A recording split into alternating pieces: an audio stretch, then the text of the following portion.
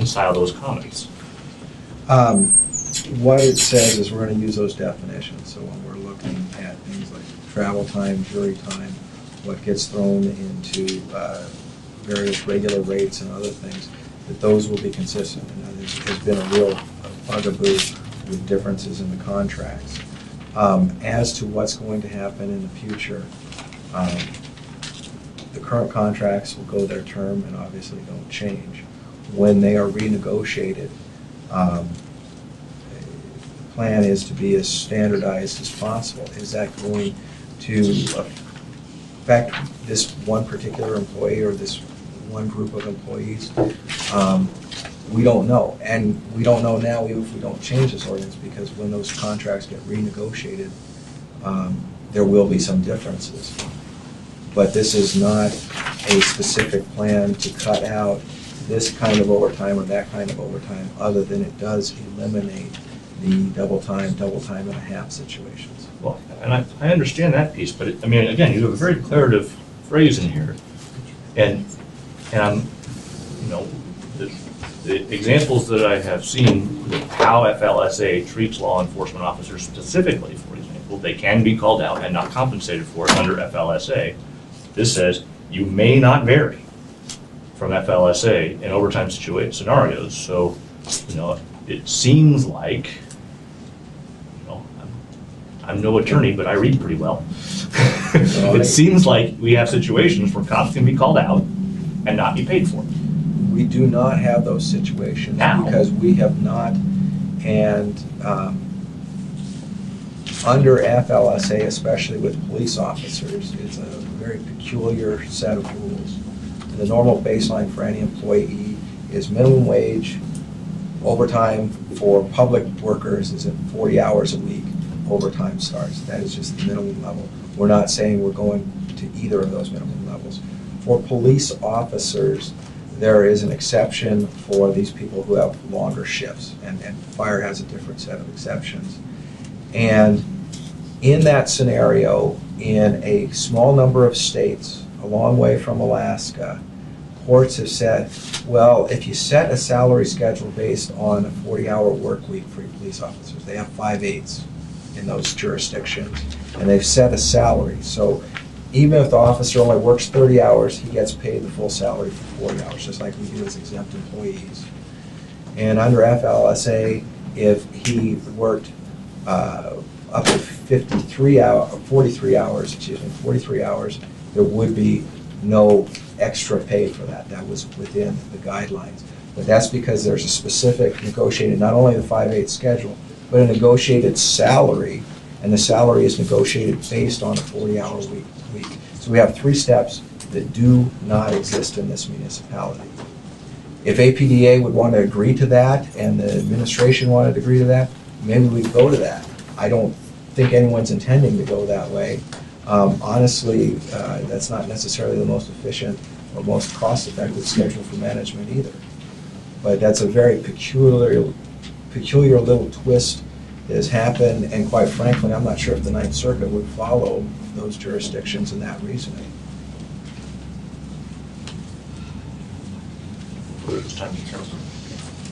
Mr. Train. Mr. Chairman, question for administration. We just got a letter hand-delivered dated March 8th from the bargaining units that are offering to hold wages consistent. Give us more time to take a look at this. We looked at this. It was just handed out. Could you give us your response to it later? Because I'd like to hear a response. When this first started out, it was done so fast because the argument was made we're going to go into labor negotiations. We have to do it right now. That was in February. And so I'd like to find out what the administration response to this is, because this appears as if we don't have a problem we have to deal with right now. And the other thing is, Will, are you the author of the S version, or was this outsourced? The S version was done entirely in-house by myself, Mr. Wheeler from the law department, and as is with any S version or any ordinance, a lot of input from a number of other people. Any outside counsel? Not on the S version. But there was on the original version.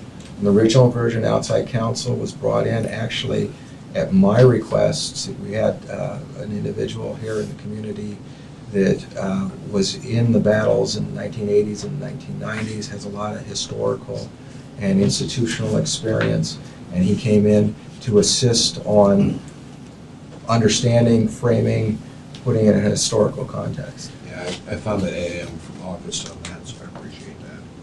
A couple questions for you. Are the police sergeants and fire captains to be removed from their bargaining units, yes or no? Are they going to not be able to participate in the unions as members? There is nothing in here that says that they will be pulled out of the unions, and I don't think any of them would be. What we have under supervisory employee is that definition, which we've had for the last 23, 24 years. It's been litigated. It has, I think it's 12 different parts of that test of what's a supervisory employee. This is added a 13th. Most of our sergeants, I don't think, have supervisory duties, and to be quite honest, I'm not the one to ask about operation. Could there be a situation that comes up a year from now, 5 years from now, where we look at a position and realize this person's supervisory? At that point, there's going to be a discussion with the union, negotiation. If it can't be resolved, it goes to the ERB. But I don't think the definition of supervisory employee has changed that dramatically. We've simply recognized that they do have responsibility for approving time. Can I get something in writing on that point, if you would, please, from the administration? Because I appreciate how they're being treated now, but administrations change, attorneys change. Written verbiage doesn't, so I want to have it in writing, if you would, please. What's critical here is that the test, the process doesn't change. So the factors are there, the analysis has to be done, there has to be consultation with the bargaining unit, and to the extent there's any disagreement about how that works, it would go to the ERB. So even if a future administration took a position on what a position should or should not be, you have to analyze the factors and you have to go through the process. Okay. You know, it's supervisory employees. We've got a lot of employees that have duties that are someone could say are slightly supervisory. We've got a lot of employees that are in between. Should they be in the bargaining unit, or are they part of management? And there's a whole gray area that runs the I whole want to figure out gamut. where that gray area is. For many people, they're worried about not being able to participate in the union anymore. On page 3, let's get down to direct law enforcement. Debbie talked about clerks. With so much of our world changing to computers now, our police vehicles are basically a mobile computer. We've constantly been putting computer devices into it. So the IT people, the police department have, they're going to be taken out of unions, and that's something that we could outsource as a function. I know managed competition is the phrase you want. I prefer outsource. I have no idea. There's policy considerations. And I think anything dealing, especially with the police department, with our prosecution unit, you know, we've got Aspen, there's very strong state regulations on those, there's federal regulations. That's a real big step that we'd have to look at very carefully. There's not only just the practical business aspects, but there's just the legal aspects. What jobs can be separated? You know, and I don't know the This answer. doesn't define it right now. No, this is just allowing that it could happen. That, you know, there's very few jobs that aren't out there that could not be looked at.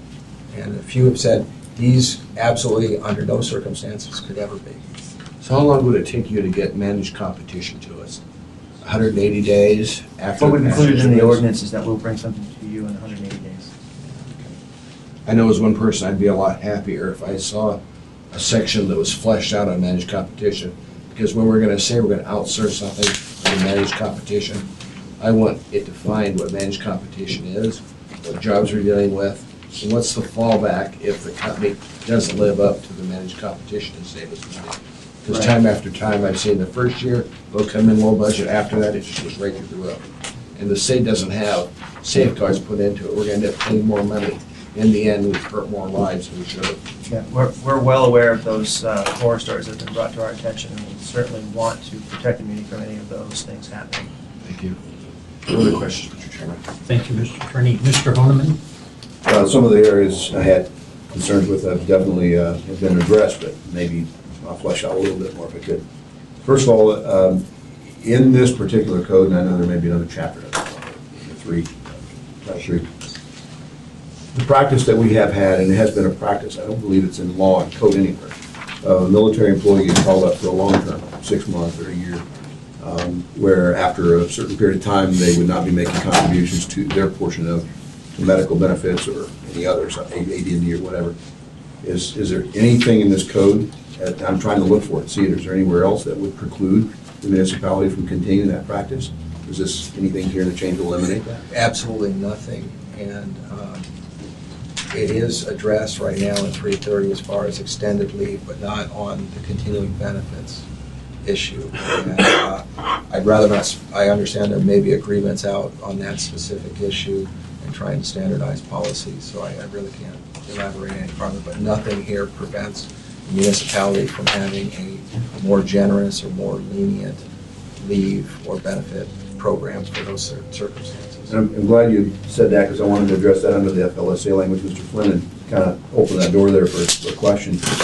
As I understand collective bargaining and why it's the paramount boundaries, if you will, is to negotiate certainly management rights. Management has the right to direct its employees, and there's certainly language in here that actually goes so far as to equipment and